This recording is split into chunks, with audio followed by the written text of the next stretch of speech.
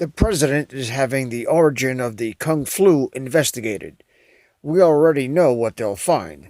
A bunch of evil motherfuckers looking to kill as many people as they can and destroy this country so they can continue to sacrifice children to Moloch like they've been doing for 5,000 years, install their New World Order techno-Nazi dictatorship, and steal what is left of the planet's real money by making us all slaves. They're desperate, and they're looking to get taken out for real. Hang on, folks. Patriot shit is about to jump off. Thank you, Mr. President. U.S. intelligence is saying this week that the coronavirus likely came from a level 4 lab in Wuhan. There's also another report that the NIH, under the Obama administration in 2015, gave that lab $3.7 million in a grant. Why would the U.S. give a grant like that to China? The Obama administration gave them a grant of $3.7 million. I've been hearing about that. And we've instructed that if any grants are going to that area, we're looking at it literally about an hour ago, and also early in the morning. We will end that grant very quickly, but it was granted quite a while ago. They were granted a substantial amount of money. We're going to look at it and take a look, but I understand it was a number of years ago, right? So you are. When did you hear was the grant was made? 2015. 2015. Who was president then? I wonder. So, Dr. Fauci, could you address these suggestions or concerns that this virus was somehow man-made, possibly came out of a laboratory in China? You studied this virus. What are the prospects of that?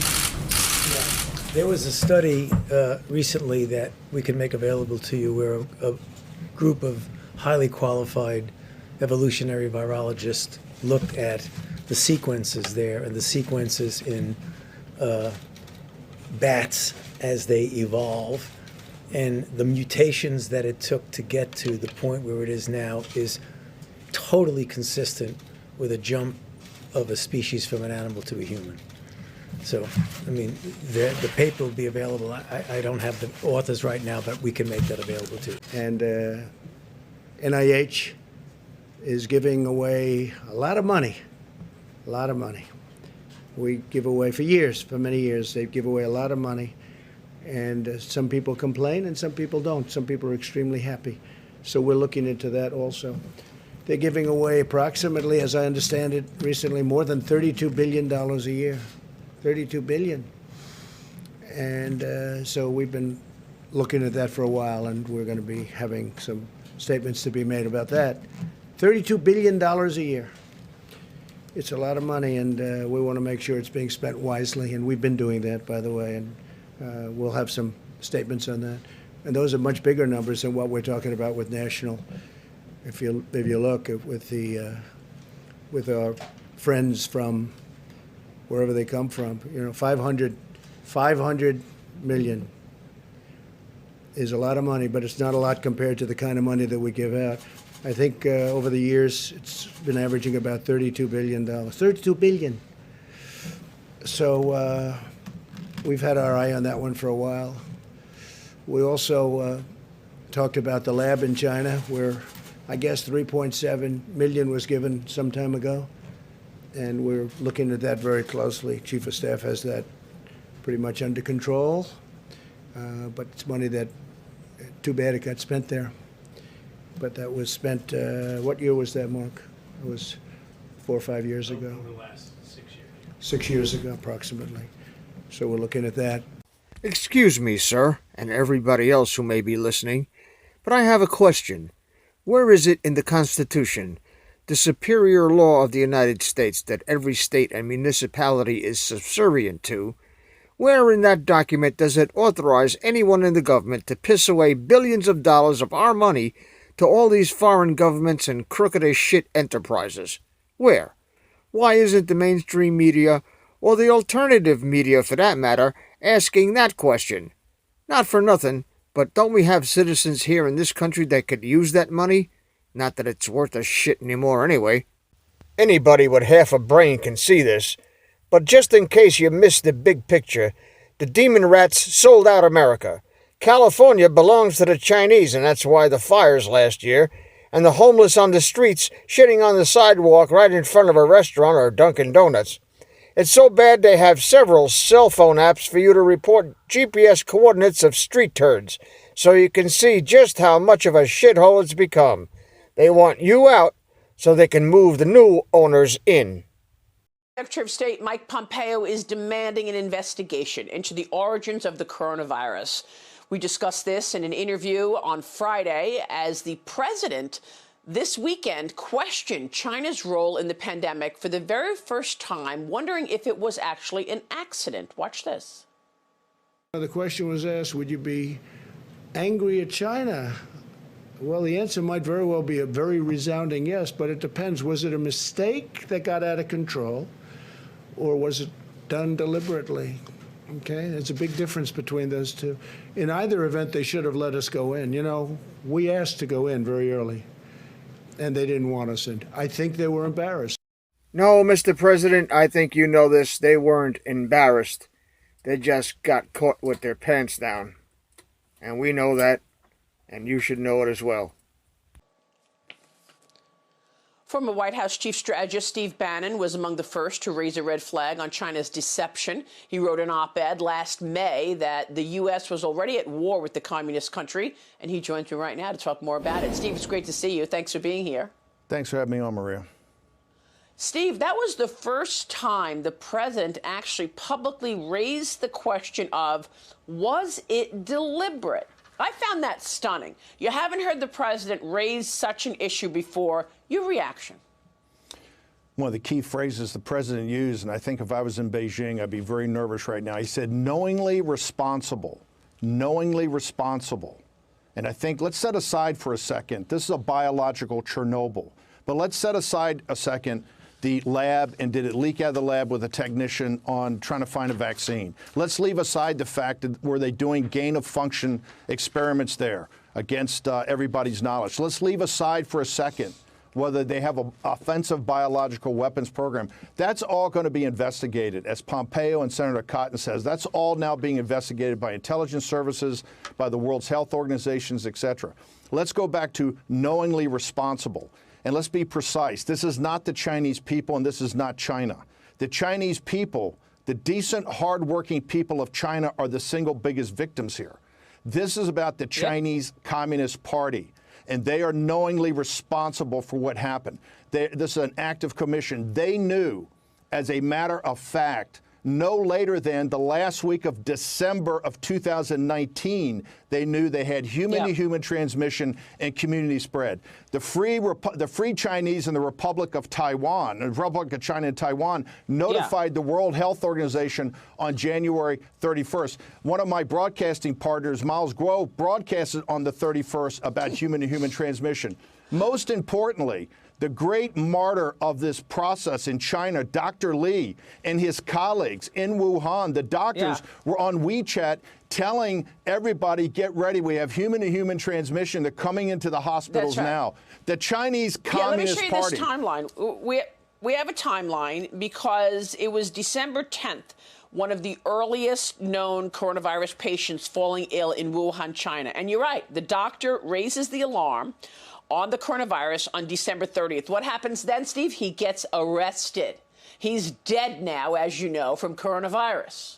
But he's arrested. He's also tortured. His family is put under surveillance, and they force him to sign a document that says he's a rumor monger, that these are lies, that there's not human-to-human transmission. The Chinese Communist Party at the highest level, that is President Xi and Wan Xishan, knowingly understood they had human-to-human transmission. We also know now from Scott Gottlieb and also from a report by a Chinese doctor at Southampton University in the United Kingdom that if they had acted like any human being would act, decent human, if they had acted as late as the last week of December, 95% of all of this would not have happened. That is the crime here. That's the tragedy here. All the 40,000 Americans that will be dead by tomorrow morning, all the victims in Wuhan that could be tens or hundreds of thousands, all the dead in Lombardy, all the doctors and nurses, all the blood of all that is on the Chinese Communist Party's hands, on Xi and Wan Qishan and their other gangsters. Also, all the economic carnage. It's going to take us decades to work our way out of here eventually. All of that is squarely on the Chinese Communist Party, not the Chinese people. Remember, there were hundreds of thousands of innocent Chinese flying all over the world in the month of January. They didn't know that they had the virus. The Chinese Communist Party hid this. They hid it at the White House on the meetings on the 14th and when they signed. The World Health Organization put out a document on the 12th, and then they tweeted on the 14th. After consultation with senior Chinese medical officials, there's no human-to-human transmission while they're at the White House. Then they go to Davos. You're one of the first ones to actually report this. They don't tell anybody. And when they started to stop the traffic and the travel inside of China, they didn't stop it to the rest of the world. It took Donald J. Trump, the 45th president of the United States, against his medical advisor's opinion, because they were going off what the World Health Organization said. It was Trump that stopped the international travel on the 31st of January. The blood is on the hands of the Chinese Communist Party and the world. For the Chinese people, the people of Wuhan and Hubei, the world must hold these people accountable. I'm down with holding these Chinese communists responsible. I'm down with that. Send a cruise missile right up Xi's ass. Will the world hold them accountable? I mean, the lying is continuing as we speak. Yesterday at the president's task force press conference, they showed a graphic of the mortality rate, Steve. I mean, it's laughable to think that China is all the way at the bottom of this chart when you've got so many cases across the world and deaths. Look at where China is. I mean, are we supposed to believe that there are fewer deaths in China than anywhere in the world? I think it was very powerful that President Trump actually interrupted Dr. Birx's presentation, which he never does when she's talking about numbers, to actually point out it's so egregious. We had on our show yesterday from China people that are saying the urns themselves, they cremated their urns, and there's 40 or 50,000 urns. People in Wuhan think that there are probably over 100,000 people in Wuhan that died. And forget the rest of China. We don't know because they lie about everything. But you asked about how they're going to be held accountable. The righteous indignation of the peoples of the world are going to stand up and make sure that they're held accountable. President Trump laid it out. Knowingly responsible. They are knowingly responsible for the acts of commission that all of this could have been avoided. Remember, 60 days ago, we had the greatest economy in American history. The whole world was prosperous. We were looking for a great 2020, a great kickoff to a decade. Now we're looking at economic carnage and the largest mass casualty event in American history caused by a biological Chernobyl and the lies, misrepresentations, and the cover-up. Cotton, who couldn't be on here today, calls it the biggest cover-up in world history. It's incumbent upon the intelligence services, it's incumbent upon the nations of the earth to come together. Well, the question that I'm asking is, isn't it wild that no one got infected in Beijing? Wow, what a novel thought. I mean, Wuhan, 5 million people start traveling. Some people went to Italy, some people went to the United States. By the way, 433,000 people traveled from China to the United States after it was known that the coronavirus was happening. But nobody got infected in Beijing. I've got to move on to the election. How is this going to impact the election? Do you think Joe Biden is going to be the Democrat candidate given his experience with China? Joe Biden's gonna be president? Are you kidding me? Look at this retard. If you want to protect yourself against the COVID-19 virus, this is how you should dress. Scuba tanks are optional.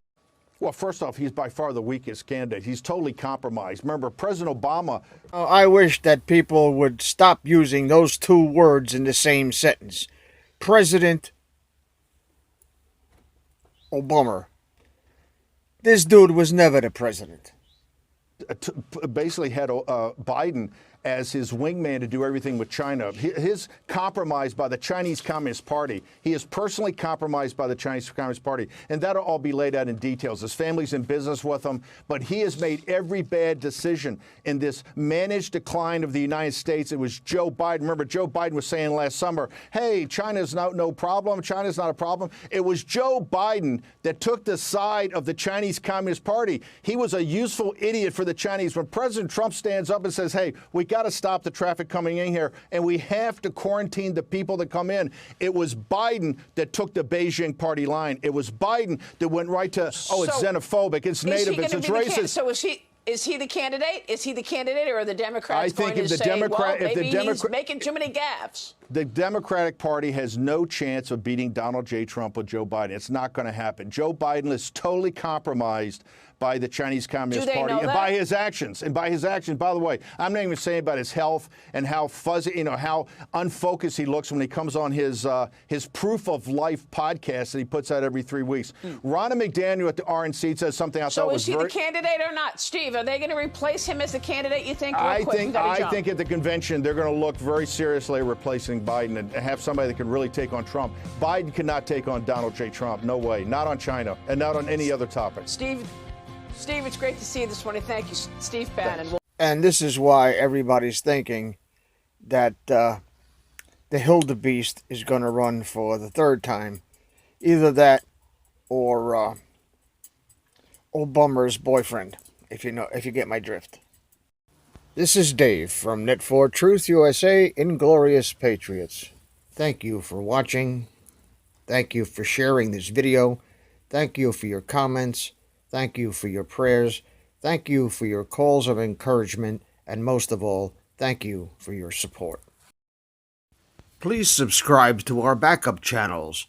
Net4 Truth USA 2 Patriot Channel, bitshoot.com/net4 Truth USA, and drop.space/@net4 Truth USA. We fly so close to the target, we are on our 5th fighter jet.